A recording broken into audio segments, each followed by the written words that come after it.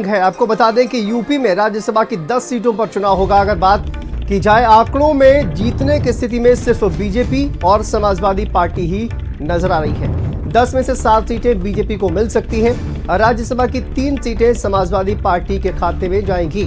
विधायकों की संख्या के आधार पर बीजेपी को 7 सीटें और सपा को 3 सीटों के लिए पर्याप्त विधायक फिलहाल उनके पास मौजूद हैं। यूपी में राज्यसभा चुनाव निर्विरोध होने के आसार नजर आ रहे हैं। नामांकन के अंतिम दिन 15 फरवरी को स्थिति पूरी तरह से स्पष्ट हो जाएगी।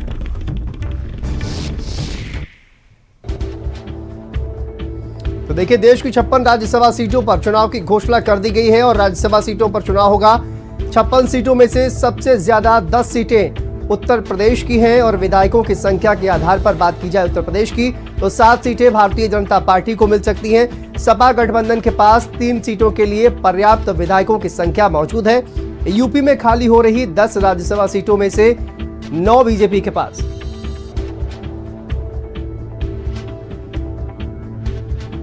तो देखिए, ये वो नाम है जो सीटें इस बार खाली हो रही हैं। कुल 10 राज्यसभा सीटें खाली हो रही हैं जिन पर चुनाव होगा। समाजवादी पार्टी से एकमात्र सीट जया बच्चन की खाली हो रही है और उस पर देखिए चुनाव होगा। तो देश की 56 राज्यसभा सीटों पर चुनाव की घोषणा कर दी गई है।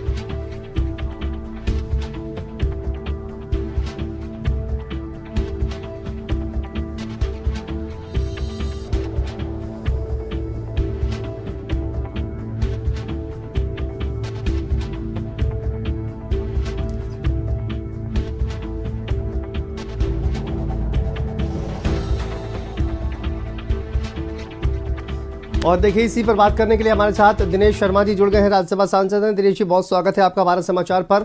यूपी की 10 राज्यसभा सीटों की अगर बात की जाए तो देखिए, 10 राज्यसभा सीटें भारतीय जनता पार्टी के पास पर्याप्त विधायक मौजूद हैं। 7 सीटें कहा जा रहा है कि वो जीतने की स्थिति में है। समाजवादी पार्टी के पास 3 सीटों के लिए विधायक मौजूद है। क्या कहेंगे आप इस पूरे मामले को लेकर? चुनाव की घोषणा भी अब कर दी गई है।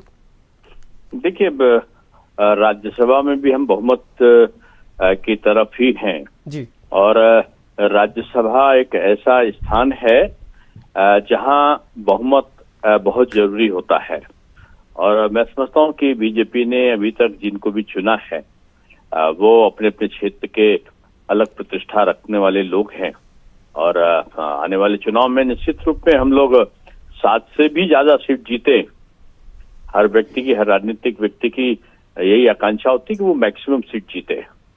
7 तो हमारी पक्की ही है जी। हो सकता है कि हम इससे भी ज्यादा सीट जीते। लोगों का आकर्षण मोदी जी के प्रति बढ़ा है और उस आकर्षण के कारण मैं समझता हूं कि कहीं भी कोई भी परिणाम अप्रत्याशित हो सकते हैं। जी, तो आपका कहना है कि सर की क्रॉस वोटिंग भी हो सकती है क्या? नहीं, मैंने ऐसा नहीं बोला जी। मैंने कहा स्वतः से लोग भारतीय जनता पार्टी की तरफ पूरे देश में आकर्षित हो रहे हैं और मोदी जी एक राष्ट्र नेता के नहीं रूप में, विश्व नेता के रूप में प्रतिष्ठित हुए हैं।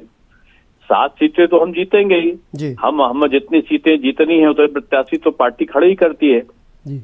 लेकिन अगर कोई और देना चाहेगा बीजेपी को तो हम रोक थोड़ी देंगे। बिल्कुल सर, कोई नाम आप के नजर में फिलहाल आ रहा है क्या? किसको राज्यसभा के लिए भेजा जाएगा?